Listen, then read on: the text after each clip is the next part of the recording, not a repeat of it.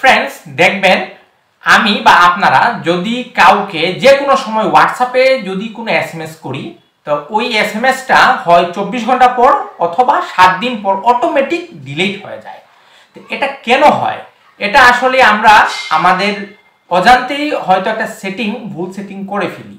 তো ওই ভুল সেটিংটা কি এটা আজকে আমি এই ভিডিওতে দেখাবো যে আপনি যদি কাউকে মেসেজ পাঠান সেই মেসেজটা আর কোনো সময় ডিলিট হবে না, সারাটা জীবনই ওনার হোয়াটসঅ্যাপে থাকবে।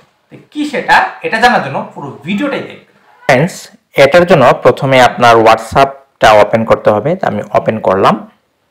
এখন ভালো ঠিক স্ক্রিনের দিকে লক্ষ্য করবেন। ধরুন এই যে আছে দীপালি কৈরি, তো এনার যে ইনি আমার সাথে অ্যাড আছে, তো ইনাকে আমি একটু ওপেন করি।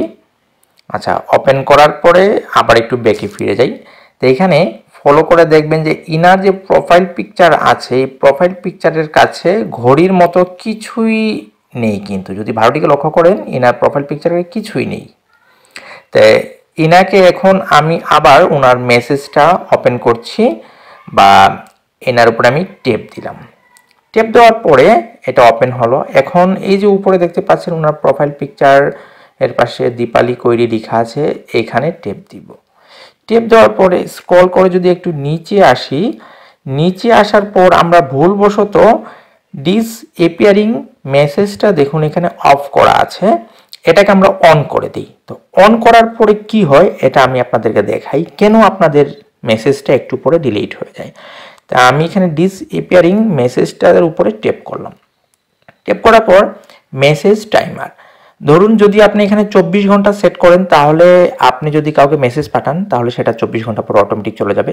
এখানে 7 দিন, এখানে 90 দিন। তো ধরুন আমি আমার ভুলবশত মনের অজান্তে এখানে 7 দিন সেট করে দিলাম। তো সেট করার পর আমি আবার এটাকে ব্যাকে ফিরে আসি। ব্যাকে ফিরে আসার পর আবার ব্যাকে যাই। এখন যদি আপনারা লক্ষ্য করেন তাহলে দেখতে পাবেন যে ওনার প্রোফাইল পিকচারের কাছে কিন্তু একটা ঘড়ির মতো একটা অপশন চলে এসেছে। এই যে আগে কিন্তু ছিল না, এখন চলে এসেছে। তো এটা আমি সেট করে দিয়েছি যে মেসেজটা পাঠাবো এটা কিন্তু 7 দিন পরে আর থাকবে না। তো এর জন্যই আসলে মূলত মেসেজগুলো থাকে না। তো এটা আমাকে অফ করতে হবে। অফ যদি করি তাহলে ইনাকে আমি যে মেসেজটা পাঠাবো সেটা কিন্তু সারা জীবন থাকবে।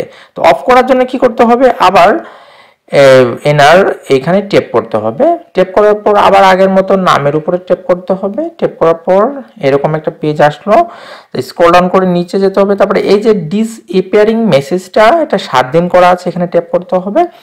এটাকে এই যে সবার নিচে আছে একটা অপশন অফ, এখানে টেপ করতে হবে। টেপ করার পর এটা বন্ধ হয়ে গেল, মানে এখন আপনি যে কোনো মেসেজ দিলে এনার কাছে সারা জীবন থাকবে। তা এটাকে যদি আমি আবার বেঁকে যাওয়ার পর দেখুন সবার নিচে যদি আপনারা লক্ষ্য করেন turn off disappearing messages tap to change, মানে এটা আমি চেঞ্জ করেছি। এর উপরে যদি লক্ষ্য করেন you updated the message timer, new message will disappear from this chat 7 days, মানে 7 দিন যে আমি সেট করেছিলাম এখানে আমাকে লেখা উঠছে 7 দিন। তো এটা আমি অফ করে দিয়েছি, এটা প্রমাণ হলে যে নিচে একটা মেসেজ আসছে।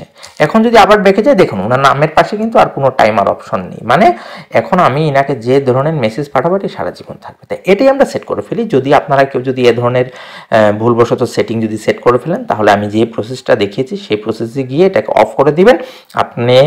আপনি যাকে মেসেজ পাঠাবেন ওনার কাছে ওটা সারা জীবন থাকবে এবং আপনাকে যে মেসেজ পাঠাবে ওনার কাছেও মানে আপনার কাছেও থাকবে। যদি ভিডিওটা ভালো লাগে অবশ্যই সাবস্ক্রাইব করবেন, লাইক করবেন, কমেন্ট করবেন। Thank you.